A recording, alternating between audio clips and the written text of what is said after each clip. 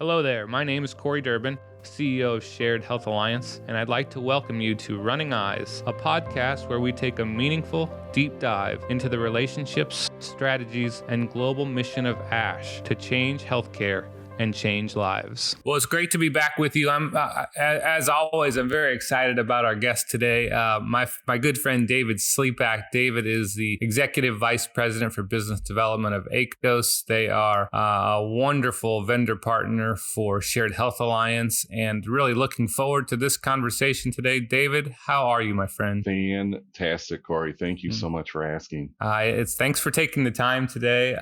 You are up in the Pacific Northwest nowadays, are you not? Yeah, I'm spending some time here in the Pac Northwest. Pretty exciting, and still enjoy my time in the Phoenix and Scottsdale area where ACOS is headquartered. But being able to explore different parts of the country now is pretty exciting. Well, you kind of made your way up here, if I'm not mistaken, in the winter months, which is not super duper cold, but definitely a little more gloomy. So I envy you that you still have a path to get back and forth to Arizona a little bit, get some sunshine too. Well, agreed. Although after spending about 20 years in the Phoenix market, a little rain, a little cold, a little snow is actually quite exciting. Well, as I recall, as growing up in Chicago, you at least became accustomed to some of the cold and the winds. So maybe it feels a little like home at times, although it's probably a bit colder in Chicago than Seattle.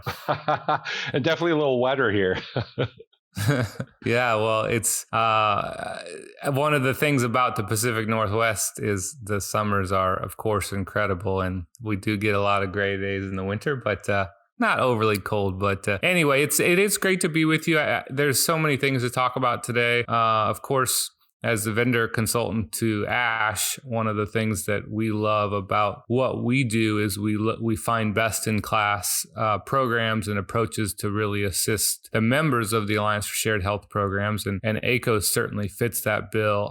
You've had quite a journey. I know you really love to innovate in the healthcare world, and it must be thrilling for you to be a part of and see what the growth is like at ACOS. Yeah, we're excited about a couple things, right?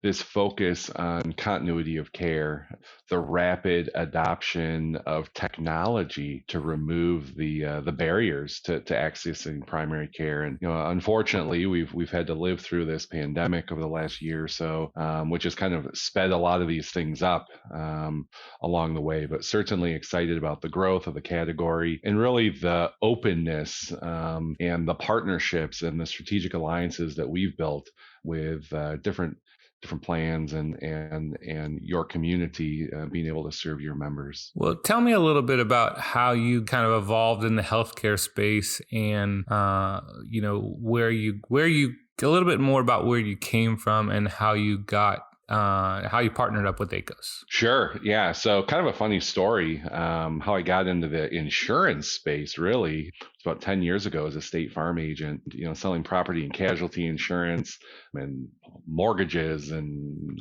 auto loans and all life insurance and stuff like that. And I was in a study group with a gentleman out of Minnesota. And he said, "David, you're doing this thing all wrong." And I said, "Well, what do you mean, man?" And he said, "Well, no one needs really better auto and car insurance, but here's what the market needs. They need someone to help with healthcare and health insurance." And I said, "Wow, that's an interesting concept. I know nothing about this." And he said, "You need to start prospecting leads through a healthcare solution." So interestingly enough, at the time, State Farm had a relationship with a carrier that sold some major medical insurance, and I educated myself and started selling health insurance on the exchange and Medicare Advantage plans and supplements and this and that. But I really had a passion to help employer groups, right? As an entrepreneur growing up, very entrepreneurial family, I really enjoyed the opportunity to work with business owners and solve their problems. And that's really my first, entry into the healthcare world. And my career has taken me through discount pharmacy programs and level funded and self-funded types of insurance products. And what I learned along the way is the structure and the benefits and the foundation really dictate how people use their healthcare solution. The other thing I learned along the way is this concept of medical cost sharing and really getting back to the basics of people helping people. And again, that has driven my career to seek out those that are very mindful in innovating and changing the marketplace and thinking about the separation of healthcare and whatever the funding mechanism is of those catastrophic type solutions, right? And I always use the joke, right? You don't expect State Farm to pay for your oil change and your tire rotations, but you do expect them to pay for when you get hit by a Suburban at 50 miles an hour, right? And I think Right. as we change our perception in the marketplace and look to those that are really innovating and moving the needle, you know what they've successfully done? They've separated healthcare from the funding mechanism. And those come in all sorts of, different shapes and sizes depending on, what the market is. But being able to access those different funding mechanisms is fantastic. And that's really what's driven me to where I'm at today with ACOS, which again is that foundational layer, that healthcare layer, that's where it needs to start, right? And then you build things around it to help facilitate the care and the payment methodology on how to take care of those more catastrophic type solutions. Yeah, you brought up the whole idea of innovation and entrepreneurial minded, and I really do think. I mean, there are lots of schools of thought, of course. As a entrepreneur myself, and somebody who really thinks being entrepreneurial is how do I help somebody solve their problem, and if we solve their problem, then eventually it could lead to profit as well. But the first thing is solve the people's problems, and there's kind of a tug between privatization and creating more single payer government controlled healthcare. And I certainly believe that the private market is stepping up and creating solutions that don't put as much economic pressure on the system and create ways for a member to access what they need, or a buyer or a patient to access what they need without having to spend thousands and thousands of dollars a month on premium. So we just talk through for our members a little bit more about what we call share connected care. Think you're probably more used to using the word virtual primary care, but for our members would be share connected care, and just what virtual primary care is and why it is a fairly robust solution. Corey, it's refreshing, right, to work with entrepreneurial and civic minded folks like you and your organization. And when you approached the marketplace with the share program and all the components that you've put into play, truly revolutionary, right, in how you've approached it. So with the connected care program and fundamentally the concept of direct primary care that's embedded within the share program, every member benefits from a dedicated relationship with a primary care physician. And this is something that we've lost as a society and as a healthcare professionals.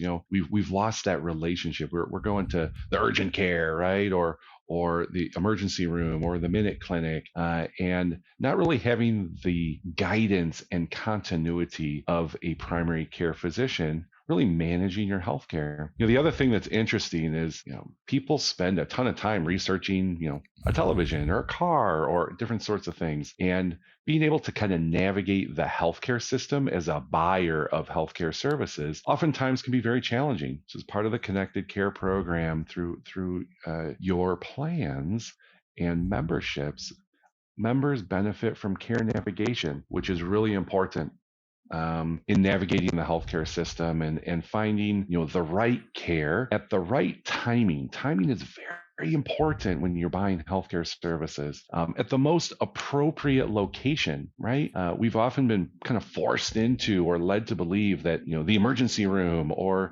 the urgent care or et cetera is the best place to get an x-ray, right? Well, oftentimes it is, depending on the timing. Oftentimes the best place to get an x-ray is an outpatient imaging center across the street that's a tenth of the price. So those are the things that we really focus on in helping members get the right care at the right time at the most appropriate location and, quite frankly, at the fair price. Yeah, and I think it's really for me, the point that hits home is the ability to develop a relationship with a primary care doctor through the virtual avenues that are out there. And when telemedicine started to really hit the streets, I think it still does serve a purpose. However, you're just sort of triaged right to whoever RN, whoever's available to maybe get you through that non-emergent situation. And I think the value for a member is to understand they really can build a relationship with that same provider over and over. And that's powerful, especially in a day and age where a lot of people are afraid to go to a medical facility because of COVID. You hit it right on the head, and that relationship is key. And oftentimes, when we're talking to members about the program and really the benefits, I kind of make an analogy. We're going to go to the airport right now, and in the episodic mindset, we're going to take an Uber or a taxi cab, right? And that taxi cab is, that driver, we're never going to see that driver again. It's a one and done, right? And it's kind of like if you call up a telemedicine solution, or you go to the urgent care, minute clinic, or something like that, and you get your sinus infection and you get your antibiotic, and it's a one and done. You're never going to see that provider again. Where members benefit on this program with the connected care platform is, we're going to the airport again, Corey, but this time we're getting in your own car with your own concierge driver. And guess what? That driver knows everything about you, right? Knows when you're coming back, knows when your next trip is, knows how you like to go to the airport, knows what kind of drink you like to have on the way there. And that continuity translates into the care that happens between episodes, right? So when you have a relationship with a primary care physician, while you might have a sinus infection or a UTI, or your kid's running a fever at 3 a.m, they're also asking about, well, gosh, why is your A1C on the rise? Have we checked your blood pressure? Have you gotten in for, your annual physical? Those types of things. So these are all pieces of the puzzle that come with developing that relationship and ultimately improving healthcare outcomes and making sure we catch things early and ahead of time to prevent those chronic conditions, as opposed to just having to manage them. What is it like for the doc? Can you tell the listeners a little bit about the credentialing process for a doctor that is working through the ACOS model or that's partnering with ACOS? Sure. So, while we are a virtual platform, we want to facilitate providers that are not only, best in class, but really understand the nature of having that relationship with a patient and a member.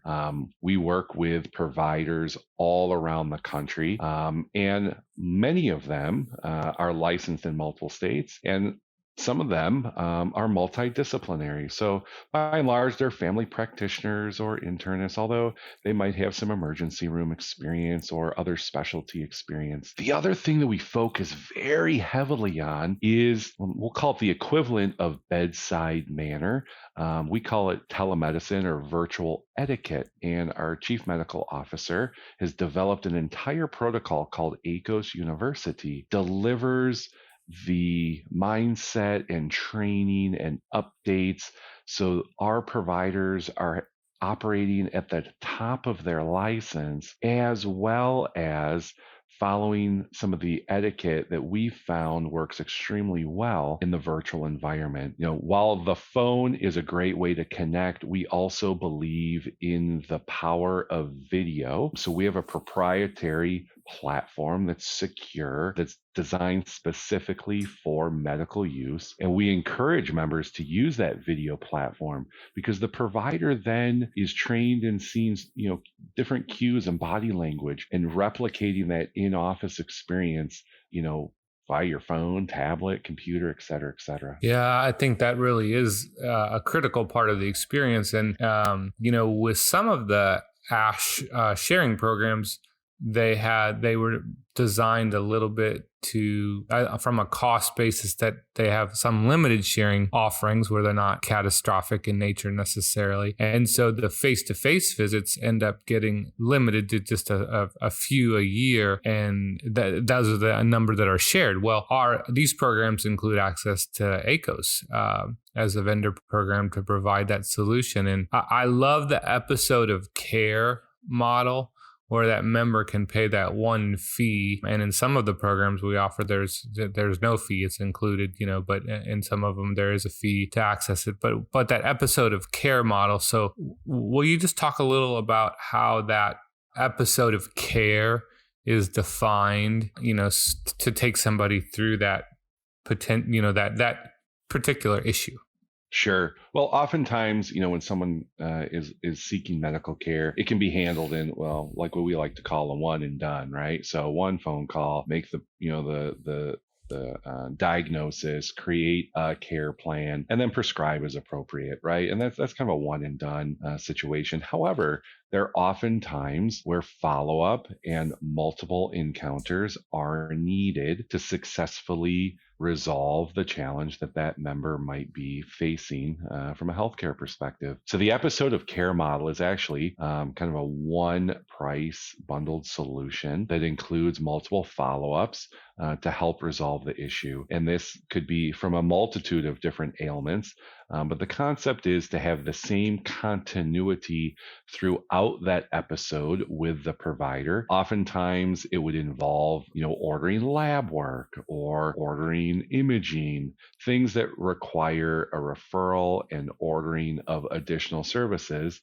and then follow up with the provider to discuss and review those results, and then ultimately create additional pieces around the care plan that makes sense. So this solution is great for members of your program that do have this benefit and ultimately are able to get that continuity of care throughout the entire episode of whatever the challenge is that they're having. It really is a game changer, and I think it's taken some time, and I think there is more and more awareness of the access that's available in conjunction with the sharing programs. And if members could understand that these programs will get them the access they need, and it's a great place to start with their care, and it might be all that they need. And it also really reduces the stress on the needs funds that can then still be there when more catastrophic type events occur, high cost surgeries, hospitalizations. And so these kind of programs like ACOS and the Share Connected Care, the lab programs, the Sharks program for the high cost meds that don't create a need request,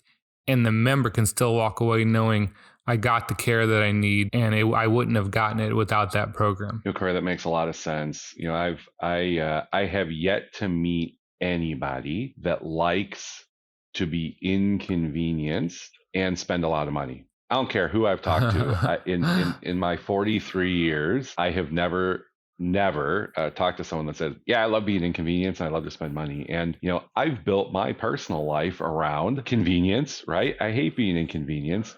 And frankly, I don't want to spend more money than I have to or need to get the job done. So, the concept and the strategy and the benefit that you can get the care that you need from your couch, right? And in most cases, at zero cost is a game changer, right? Who wants to go sit at a doctor's office for an hour to spend 5 minutes with a provider that's going to basically take one look at you and say, you have the flu, see you later, right? I mean, what an epic waste of time. Who wants to go spend time in an urgent care, a minute clinic, or God forbid, a hospital right now because they have a stomach ache? If you didn't walk in with COVID, you're probably walking out with it, right? So these are the things that we think about and that I think about personally. And I want to share those experiences with your members, that it's a mindset and it's something that is so easy and simple. It's almost Amazon-like, right?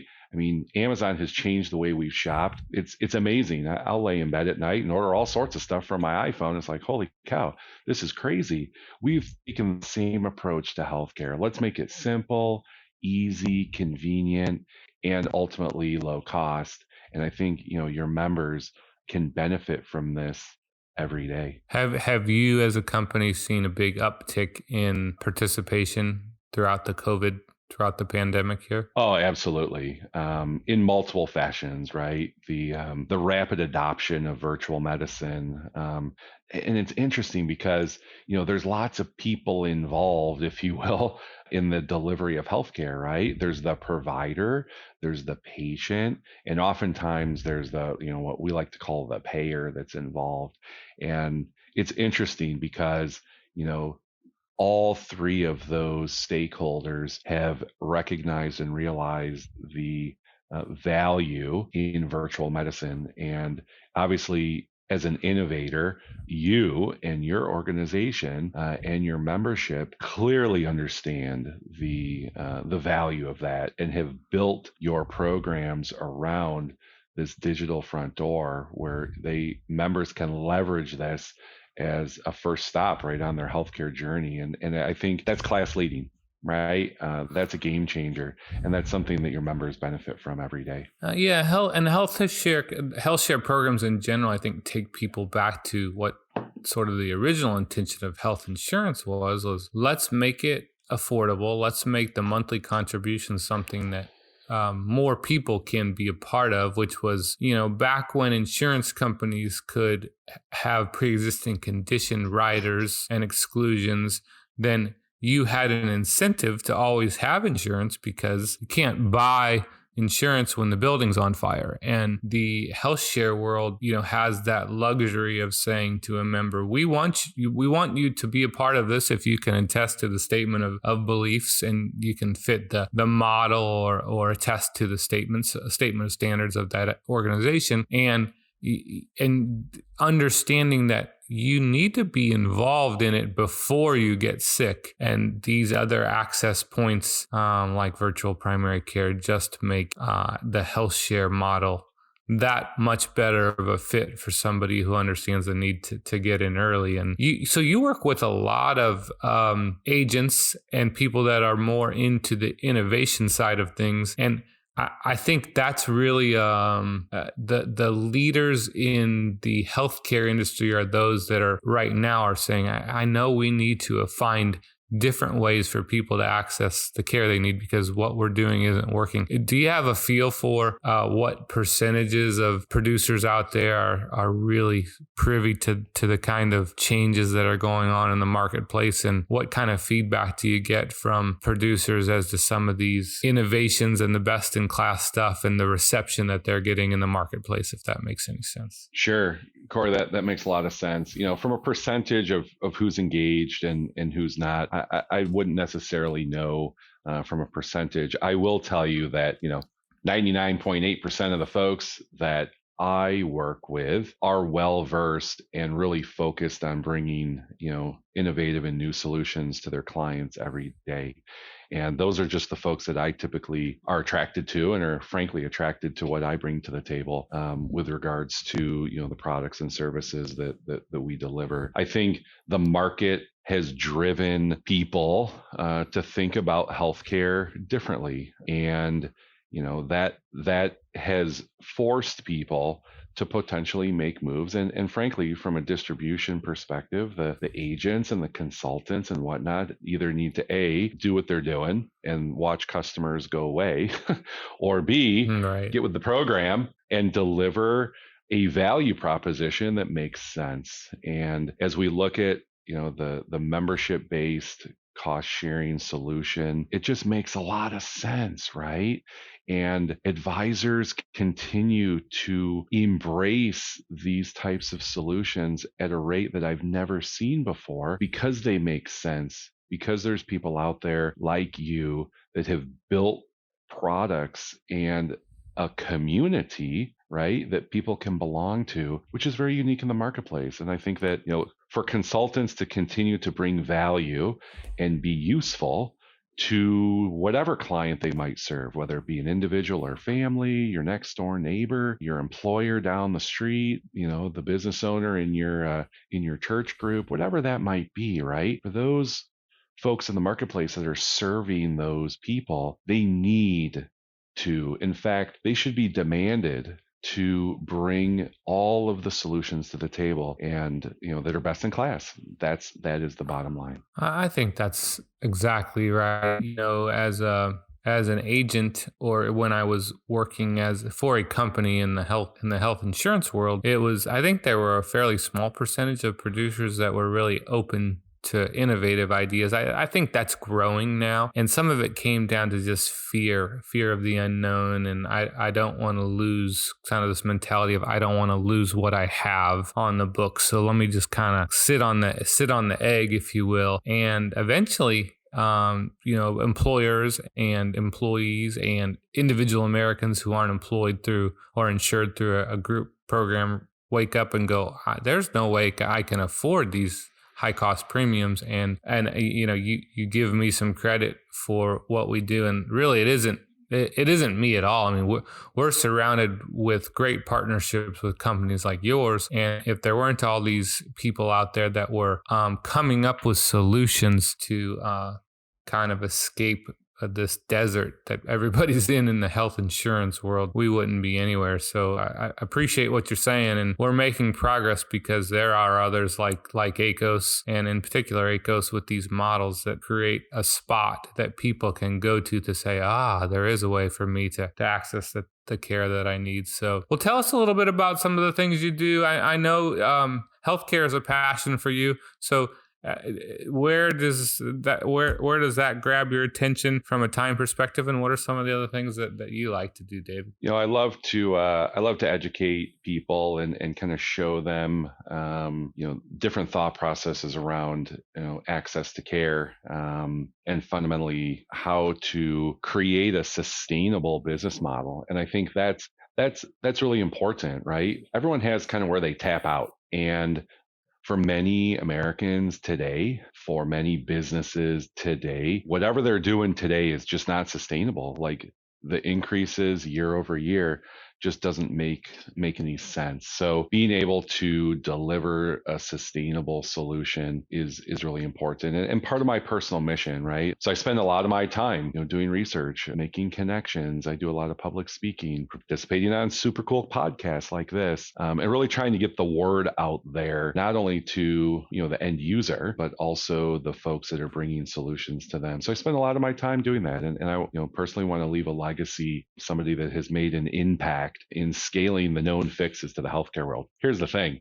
We already know how to fix this, right? This isn't rocket science by any stretch of the imagination. It's just scaling those, right? Getting people to have a little bit different mindset around the healthcare world. So I spend a lot of time doing that and facilitating, bringing those solutions to the marketplace and really collaborating with industry and thought leaders. I think that's really important. The more folks that can band together to bring a solution or solutions to the marketplace, high tide raises all ships, and I truly believe in that. One of the things, of course, we enjoy about working with you and your company is you really do have a heart to help the people. And at the end of the day, if what we're doing doesn't move the needle so that people can get the care that they need, and then they can be a part of an organization that we like to say is bigger than just serving themselves, then what are we really doing here? I mean, we can just all sort of muddle through life and